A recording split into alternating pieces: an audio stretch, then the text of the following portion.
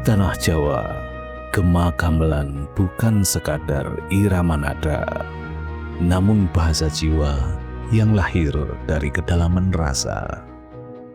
Dari Yogyakarta, mengalir tradisi dari kebijaksanaan leluhur, terwujud dalam kesenian rakyat jadilan. Tarian filosofis yang memadukan gerak, musik, spiritualitas, dan kebersamaan masyarakat menjadi warisan budaya yang bukan hanya dipentaskan, tetapi juga dihidupi dari generasi ke generasi.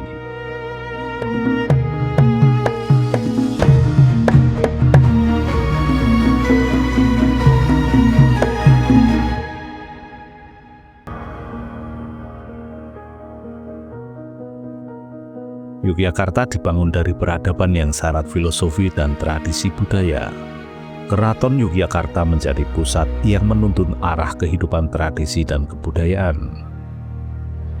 Warisan budaya tidak sekedar hadir dalam perilaku sehari-hari, namun juga dalam bentuk seni pertunjukan. Di lingkungan keraton, berkembang tradisi besar seperti hajat dalam garebeg, Labuhan Ageng dan Alit, serta tarian serimpi dan bedoyo yang penuh makna simbolis. Di luar keraton, masyarakat menciptakan seni pertunjukan rakyat seperti jadilan, ketoprak, inceling, dan anggur. Itu kan memang dikatakan hiburan rakyat.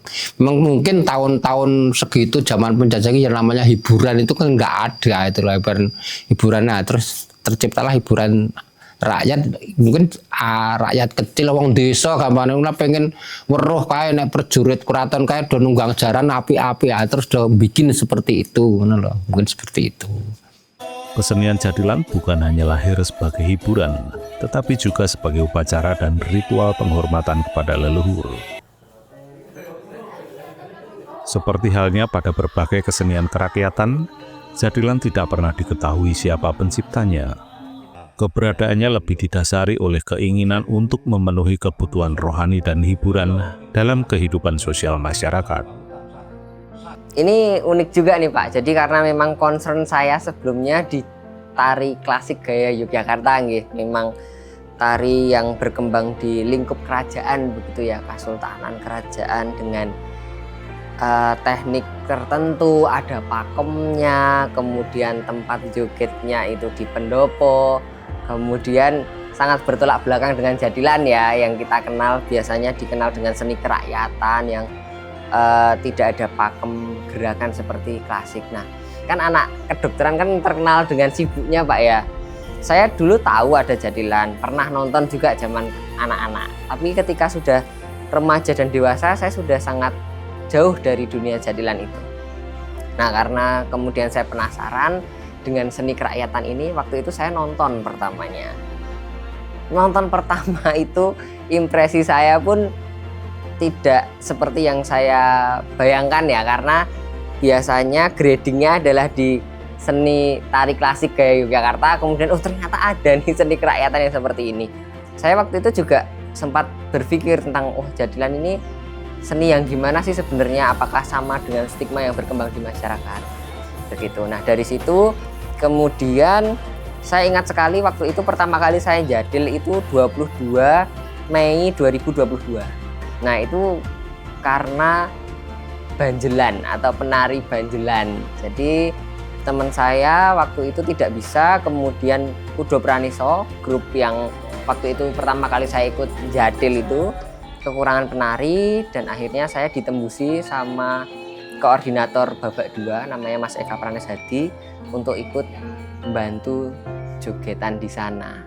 Nah, waktu itu saya pribadi pun agak syok ya Pak, karena megang jaran pun nggak pernah gitu.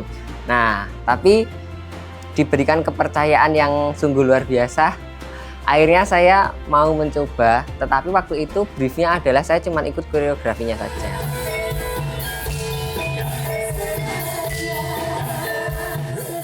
Seni menari dengan totem hewan, khususnya kuda, berkembang di berbagai daerah di Indonesia. Di Yogyakarta disebut jadilan, di Jawa Tengah dinamakan jaranan atau ebek, di Bali dikenal Sang Hyang Jaran, Di Jawa Timur dikenal dengan jaran kepang, sementara Jawa Barat dinamakan kuda lumping. Pada tahun 1938, seorang filolog dan ahli sastra Jawa asal Belanda, Theodor Gautier Thomas Piket, meneliti kesenian jadilan. Dari penelitiannya, jadilan dipandang bukan sekadar tarian rakyat, melainkan memiliki fungsi yang lebih dalam, sebagai sarana penyamaran sekaligus medium ritual yang hidup di tengah masyarakat Jawa. Sebelum agama Hindu masuk di Pulau Jawa, masyarakat telah mengenal berbagai ritual sebagai bentuk kepercayaan terhadap kekuatan-kekuatan di luar diri manusia, termasuk bentuk-bentuk binatang totem yang dihadirkan dalam sebuah pertunjukan.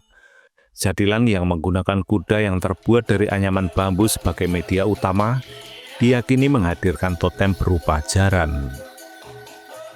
Dalam bahasa Jawa sehari-hari, jaran berarti kuda, namun pada strata bahasa yang lebih halus sering disebut turonggo sebagai bentuk penghormatan terhadap kedudukan kuda yang dianggap sahabat sekaligus penopang kehidupan. Dari sinilah muncul seni pertunjukan jadilan yang terus berkembang hingga saat ini. Secara etimologis, istilah jadilan berakar dari kata Jawa jadil, yang berarti meloncat-loncat, menyerupai gerakan kuda. Tarian ini menampilkan penari yang membawa anyaman bambu atau kulit berbentuk kuda, lalu menirukan gerak lincah kuda maupun penunggangnya. Pertunjukan jadilan biasanya ditarikan dengan gerakan penuh energi yang tak beraturan, dan mencapai puncaknya ketika para penari memasuki segmen ndadi atau trance, yaitu keadaan kesurupan roh leluhur yang menjadi ciri khas dari kesenian ini. Karena jadilan itu kan ada 2 fase ya Pak ya, ada 2 sesi ya.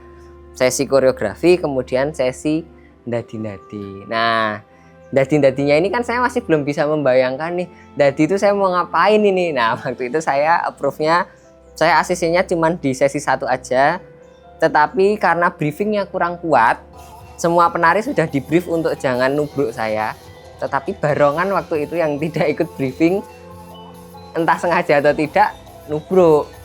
Jadi kan saya sudah nggak bisa gimana-gimana lagi nih, saya mau tidak mau harus ikut sesi ndadi-ndadi itu.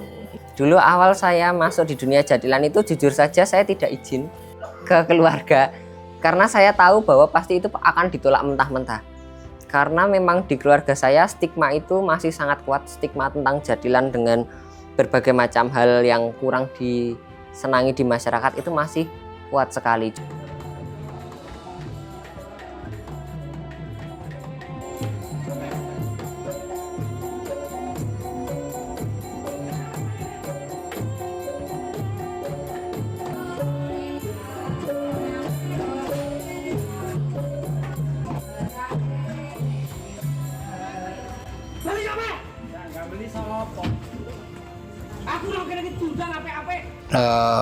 Semoga ya kesenian, terutama kesenian utamanya jadilan itu kan makin berkembang dan jangan sampai tergusur oleh budaya-budaya yang ya dari luar sana itu loh. Walaupun ya, sekarang udah bisa di kolaborasi atau dibikin kreasi untuk kolaborasi dengan kesenian lain itu ibaratnya udah terlalu, kadang-kadang ibaratnya terlalu kebablasan. Tapi ya tetap kita ya kalau jalur jadilan ya kita tetap memunculkan jadilan aslinya itu seperti apa, penari kreasi. Termasuk sekarang udah berkolaborasi dengan bermacam-macam atraksi lah katakanlah. Silahkan kamu mau atraksi, mau mengeluarkan kepandaian, kepintaran, kebagusan seheboh mungkin, monggo. Tapi saya nanti pesan tolong ingat, satu, keselamatan diri sendiri dan keselamatan orang lain, terutama penonton. Saya harus masuk di dunia jadilan ini dan membuktikan bahwa jadilan ini tidak seperti yang beliau-beliau bayangkan, tidak seperti stigma-stigma negatif yang beredar di masyarakat begitu. Selain di keluarga, tadi di teman sejawat ya, jelas karena sejauh ini belum ada dokter jadil Pak ya. Biasanya dokter ki berwibawa, ngomong diatur, lagi malah jadil gitu. Kemudian Kalau mohon maaf dari sisi abdi dalem tadi ya, mungkin karena beliau sayang, beliau greteh dengan saya waktu itu, menegur gitu atau mengingatkan, "Nggar tenan kowe iki arep ning dunia jadilan," gitu, dengan berbagai macam stigma dan resiko yang akan kamu dapat kalau nanti saya tidak bisa membuktikan bahwa jadilan itu positif gitu. Karena saya yakin tidak ada kebudayaan apapun itu yang diciptakan dengan tujuan negatif. Pada mulanya, pertunjukan jadilan hanya dimainkan oleh 4 hingga 6 penari, dipimpin oleh seorang lurah atau dalang. Berbeda dengan dalang dalam wayang yang berperan sebagai pencerita, dalang dalam jadilan berfungsi sebagai pemimpin jalannya pertunjukan. Pola ini mencerminkan asal-usul jadilan yang erat dengan kisah keprajuritan Jawa, menggambarkan prajurit yang tengah berlatih atau maju di medan perang. Seiring perkembangannya, jadilan tidak hanya menampilkan gambaran latihan perang, tetapi juga menyerap berbagai kisah populer dan historis, mulai dari cerita Panji dan lakon pewayangan, hingga perjuangan tokoh-tokoh penting seperti Pangeran Mangkubumi melawan tentara Belanda, perlawanan pasukan Pangeran Diponegoro, bahkan legenda rakyat setempat. Dengan demikian, jadilan menjadi wadah ekspresi kolektif yang merefleksikan sejarah, mitologi, sekaligus identitas budaya masyarakat Jawa.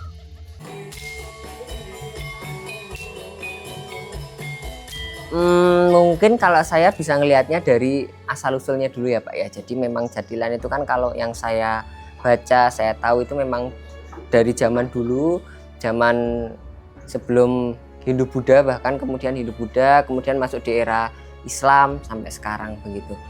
Kalau hubungannya dengan spiritualitas, mungkin di kepercayaan tertentu, iya begitu. Tetapi kalau ini pertanyaannya adalah menurut Inggar, menurut saya tidak bisa mengatakan ini iya atau tidak. Karena kebetulan saya backgroundnya adalah ilmu eksak, semua harus based on evidence begitu. Nah ini sejauh ini belum ada nih penelitian yang saya tahu memberikan bukti empiris bahwa oh ini benar-benar ada keterkaitan antara jadilan dan spiritualitas. Apalagi bab ndadi-ndadi. Saya manusia yang lahir di Jogja, Jawa, jadi saya tidak kemudian tidak percaya, saya tetap percaya bahwa memang oh ada sisi non ilmiah, jadi ada sesuatu yang tidak bisa dijelaskan, itu pasti ada, karena di dalam agama pun dijelaskan juga bahwa di dunia ini ada sisi real dan juga ada alam lain, alam gaib itu kan juga ada. Nah kalau ditanya percaya ada hubungannya, ya antara percaya dan tidak percaya, tetapi tetap ada sisi percayanya. Tetapi saya tidak bisa membuktikan itu. Pengalaman saya yang paling terasa paling berkesan itu bikin jaran kepang klasik yang kalau orang Jawa itu diklenik atau diisi lah kalau lah itu nanti efeknya pengrajin juga merasa seperti ada yang nemani, ngancani di kiri kanan kita, tapi nggak ada orang itu loh. Pernah itu udah jadi seperti ini, taruh udah siap ambil itu, kadang-kadang ada bunyi-bunyi, pernah ngalami seperti bunyi seperti suara udah lari itu loh, dublek pernah. Telinganya itu loh, jarang nggak kena angin, nggak ngerti apa, tapi telinganya bisa gini itu loh, jeprik itu loh, pernah.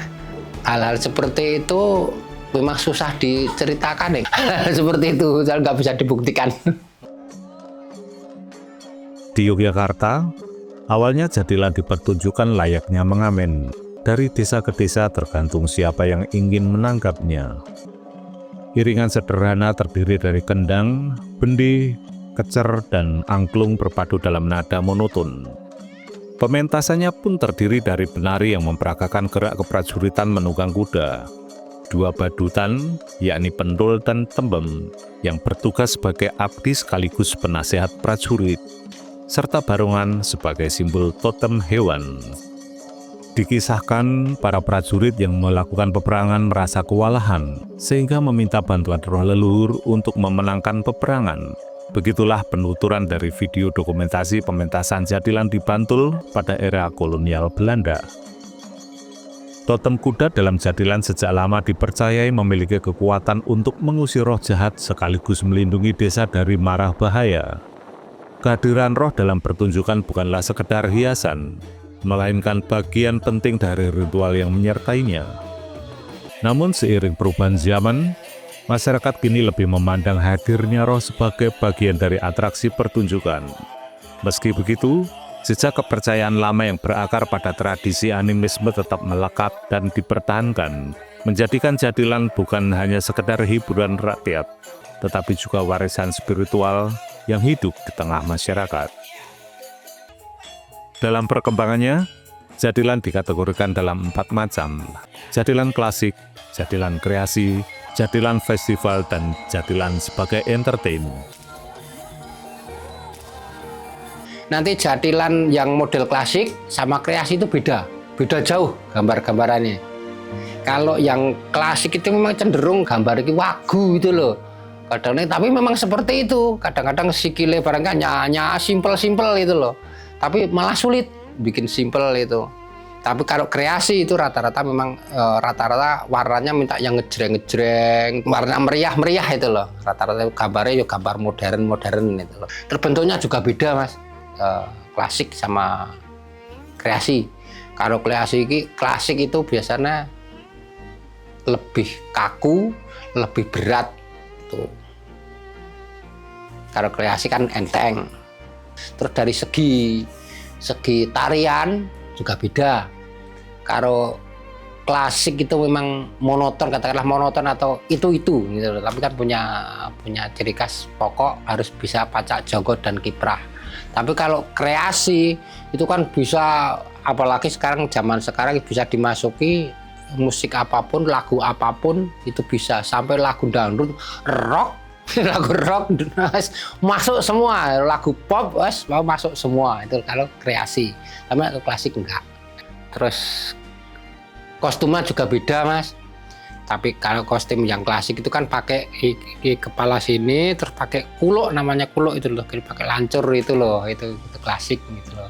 Terus dia pegang, ada yang klasik itu pakai pedangan, bukan pedang ya, pedang-pedangan, terus ada yang pakai lancur, itu ada itu. Gamelannya juga beda jauh mas.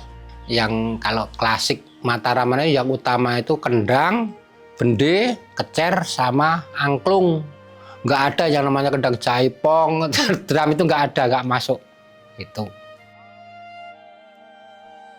Masyarakat Yogyakarta senantiasa tumbuh dalam lingkaran filosofi kehidupan.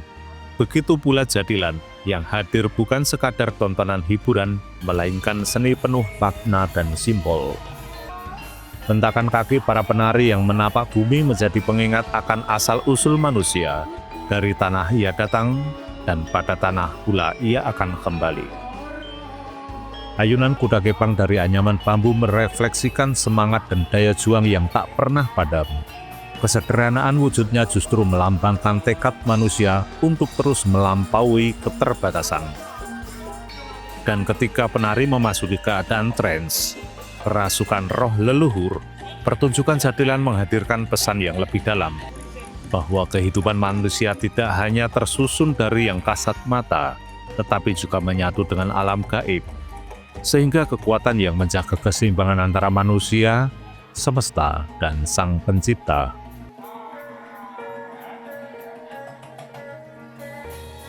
Kalau ketika jadilan sudah menjadi warisan budaya tak benda, yang namanya warisan itu kan turun-temurun.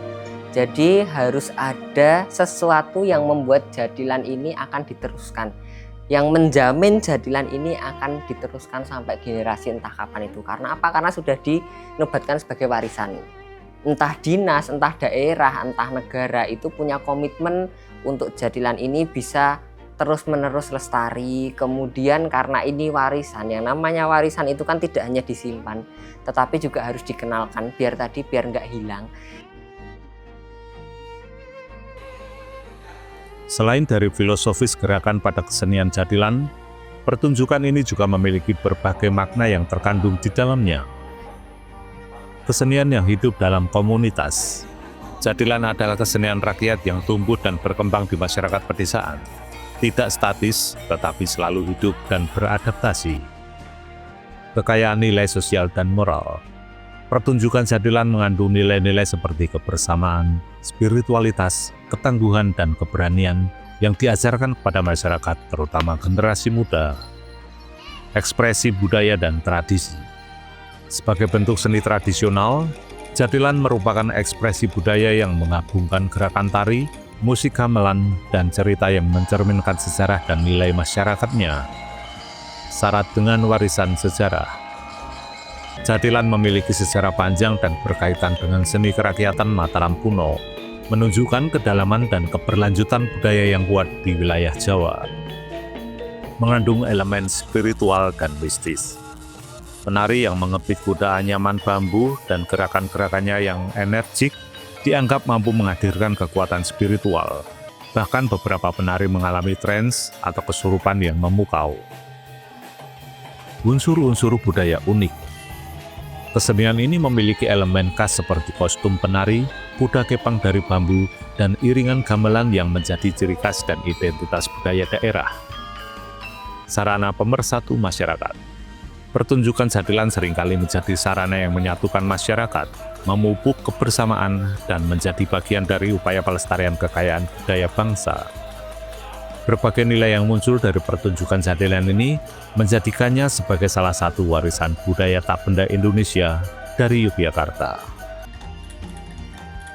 Jadilan bukan sekadar pertunjukan rakyat, ia adalah warisan budaya tak benda, hasil dari pengetahuan, keterampilan, dan ekspresi yang diwariskan dari generasi ke generasi. Di balik setiap hentakan kaki, ayunan kuda kepang, dan denting gamelan sederhana, tersimpan jati diri dan kebijaksanaan leluhur. Bersyukurnya saya karena ternyata sampai di titik ini jadilan memberikan dampak yang sangat positif di dalam kehidupan saya maupun di lingkungan. Kemudian kita bisa lihat di tahun ini 2025, hampir setiap wilayah di Jogja punya jadilan. Kemudian siswa-siswi yang dulu diisin-isin karena jadil, sekarang justru pentas-pentas sekolah bahkan itu jadilan gitu. Disnatalis jadilan, kemudian peringatan-peringatan hari-hari besar, bahkan kemarin di Kulon Progo itu Hari Bayangkara jadilan juga. Nah, Pak polisi sekarang juga ikut jadil. Nah, itu juga saya pribadi ngerasa senang sekali. Walaupun itu bukan karena saya, tetapi teman-teman seniman jadilan ini di titik ini bisa membuktikan bahwa ini loh, jadilan yang dulu punya stigma negatif sekarang disegani dan banyak masyarakat yang berminat di jadilan. Pelestarian jadilan membutuhkan lebih dari sekadar pengakuan. Dukungan nyata hadir melalui dana keistimewaan yang membuka jalan bagi para seniman untuk berlatih, mencipta kostum, memainkan musik, hingga tampil di festival budaya. Berbagai program pembinaan, kompetisi, dan kolaborasi digalakkan agar jadilan terus hidup. Tidak hanya di panggung desa, tetapi juga di tingkat nasional, bahkan dunia. Namun keberlanjutan jadilan juga bergantung kepada kita semua. Dukungan masyarakat menjadi kunci agar kesenian ini tidak sekadar bertahan, tetapi terus tumbuh, menyesuaikan diri dengan zaman tanpa kehilangan roh aslinya. Melestarikan jadilan berarti menjaga warisan, merawat identitas, sekaligus meneguhkan kebanggaan kita sebagai bangsa yang kaya akan budaya. Entah siapa yang pertama menciptakannya, namun jadilan terus mengalir dalam denyut nadi masyarakat Yogyakarta. Ia tumbuh sebagai kesenian rakyat yang melampaui hiburan semata, menanamkan kebanggaan, penghormatan kepada leluhur, pengabdian pada budaya, dan merajut keharmonisan hidup. Inilah warisan agung, sebuah tarian yang bergerak di antara dua dunia, dunia spiritual yang sakral dan keagungan seni budaya yang abadi.